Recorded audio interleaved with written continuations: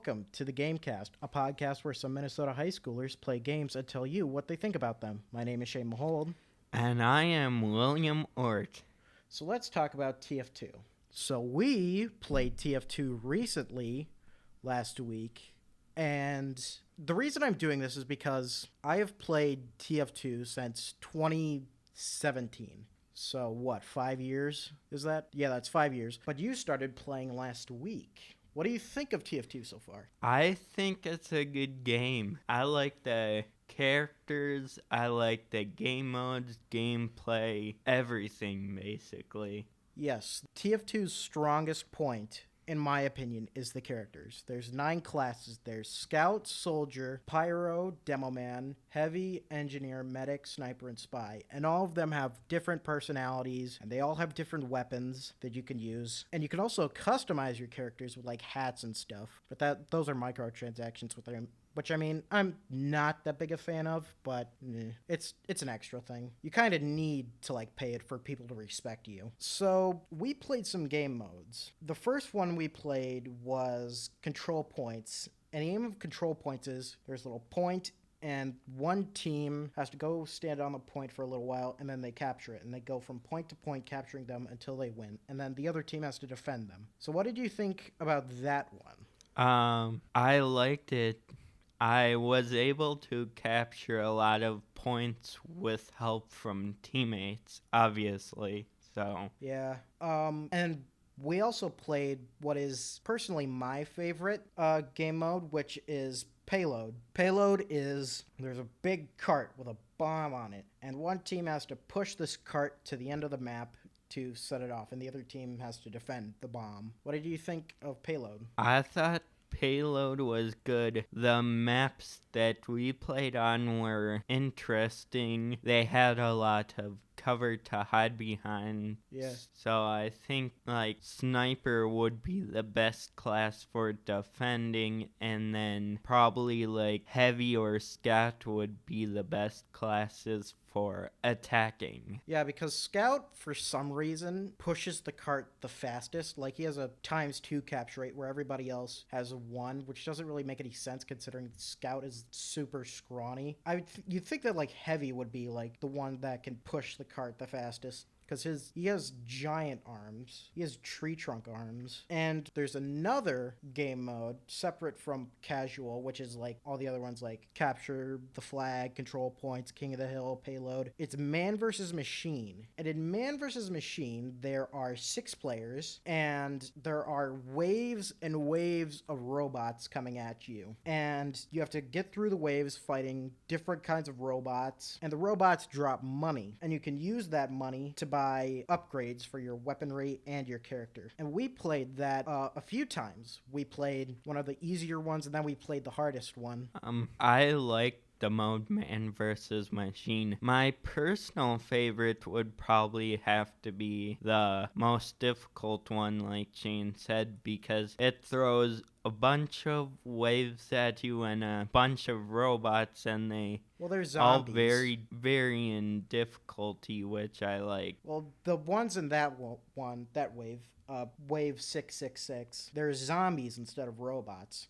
But they still have, like, the robot audio filter on for some reason, which I didn't quite understand. I think they should have deleted that. But other than that, Man vs. Machine is a fantastic game mode. It is one of the... It might... I'm torn, because I love Payload, like, as a player experience, like, just getting in there, and there's a point you can do consistently and well. But in MVM, it's very satisfying to get the money and upgrade yourself so you can, like, feel your power growing, like how much stronger you get with your upgrades. Yeah, I like how you feel like Superman when you just get a ton of upgrades, and you're not locked behind a certain amount of upgrades after every wave, which I like.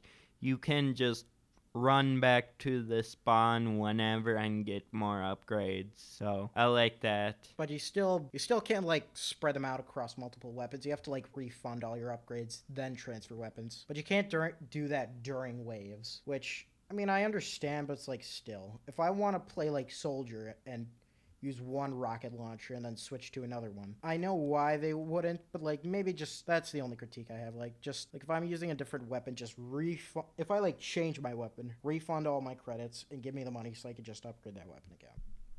Do you know some of the lore behind TF2? No idea. I know there's comic books. Yeah, the I comics. haven't read any of them. The comics, they're fantastic. They're really funny. So, the basic story behind TF2 is that in the 1800s, Australia found this rare metal called Australium. It was like a all-purpose metal. It could be used as fuel, architecture. It made people smarter. Like people came in contact with the stuff and they got like super smart. Like in the present day, which for TF2 is like the 1960s. Like Australia has like futuristic cities, like flying cars. And there were these two brothers who hated each other. They were the Redman and Blutarch man, and they made the red and blue team to fight each other with because their dad had bought a giant portion of America, and he said, nope. The two brothers said, like, hey, buy this land. It's going to be, there's going to be, like, there's money that can be made there. So got there and he saw that like it was all like gravel and everything. He's like, you guys are idiots. I'm just gonna split this land between you and let you two fight it out till the day you die. So they did that for a while, and eventually they got old, and in order to keep themselves going, they made life extender machines with the Australium until they were assassinated by Grey Man, one of their long lost brother, who tried to usurp their companies. Well, he did usurp their companies because he kills them, and then he builds the robots that you fight in game. And they are powered by money, literally. That's why they drop money, because they're powered by it. There's a lot of other details there, so I'm heavily, simplifying everything. Yeah. Another thing about the characters, I love Heavy. Heavy is fun to use in the game. But one thing about the character Heavy, he's this big burly man that usually in-game talks in little simple sentences, but in the lore he has a PhD and can speak fluently in Russian, and he's so strong he can stop a train. Oh, yeah. Well, he is Russian. Heavy has a PhD in Russian literature. But he also was, captured in Siberia and put in a gulag. But he escaped and killed everybody with his family. And that's the reason, why he fights. Because he has to provide for his family in Siberia. Because they're, living in the mountains. And they can't support him. So that's why he fights. And in one of the shorts, he does, stop a train. He pulls a Mr. Incredible and stops a train. Actually, did you know that TF2 was based on the characters in that, specifically the art style of that, The Incredibles? That's what the art style in TF2 is based on. I wasn't really thinking about it, but now that you mention it, it does look kind of similar. There's a lot of good in TF2. The characters are fantastic. They're all really fun to play. They all have different personalities. But there are a few problems. For one, the game is pretty buggy. There are bugs in a good amount of places. Some of the weapons aren't balanced well, but, a lot of the weapons now are, a lot more balanced than they were in the past. Weapons, as of now, a lot of them are in a pretty good place. There are very few that are truly awful. There are a few exceptions to that. And the biggest problem right now is that there are bots. And these bots are sniper bots, and they are programmed to shoot you in the head the second they see you, which kills you instantly. And the reason this hasn't been fixed is because this game is from 2007. It's old as dirt, and Valve doesn't really care about it anymore. The only real excuse I can give them is that for what they made another game, a sort of another Portal game recently, but they're also working on the Steam Deck, their bootleg Nintendo Switch, but it's still unacceptable on the state that it's in. It's sad. I feel bad for players who have to come into this game now as new players and see the state that this game is in. Yeah. The bots in-game will also blast music, often repetitive music, through the microphone, which is very distracting and annoying. So, and Valve was supposed to fix that. One of the things they tried to do to stop them is they made it so that free accounts, accounts that haven't bought anything, can't talk over mic. And that became a meme really quick.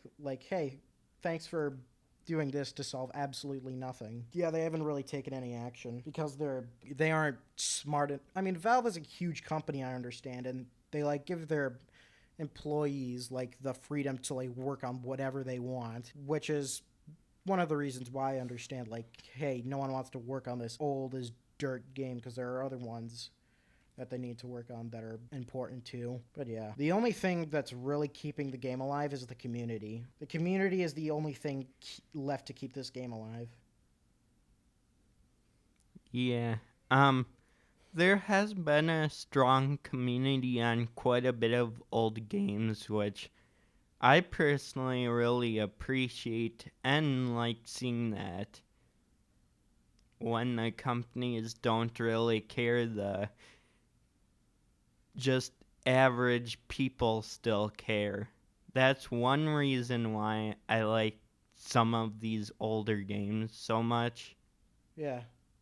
And I mean, the community has made stuff. They've made like entirely like new versions of the game. Like there's a few mods that like completely balance some bad weapons. Some people have made like entirely new games. There's a few of them like Team Fortress 2 Classic. Uh there's another one that I forget the name of. I forget what it's called. There's another one, but I forget it. Um I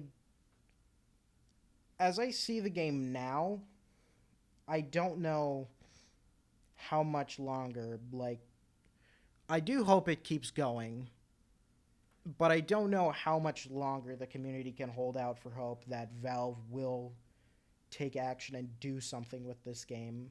Unless they're going to make another game, which they probably aren't, because they are going to milk the profits out of all of their games for as long as they can until the community cracks down on them and essentially forces them into making another game, which sucks. But that's like the problem with a bunch of like really big game companies.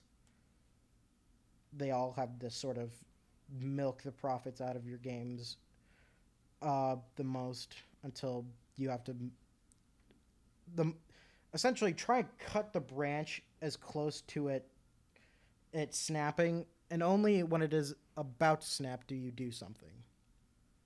That's that is not good. I think that sucks. Is there anything else you want to say? No, I think we said it all.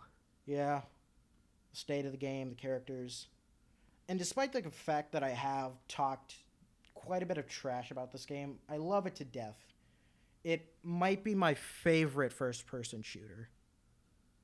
And I love the community that they're still trying to keep this game alive. And I hope that some people, after listening to this, will install it and play it too. It's a great game. All right. Well, I think that's all the time that we have today. Thank you for listening to the Gamecast, and I will see you on the flip side.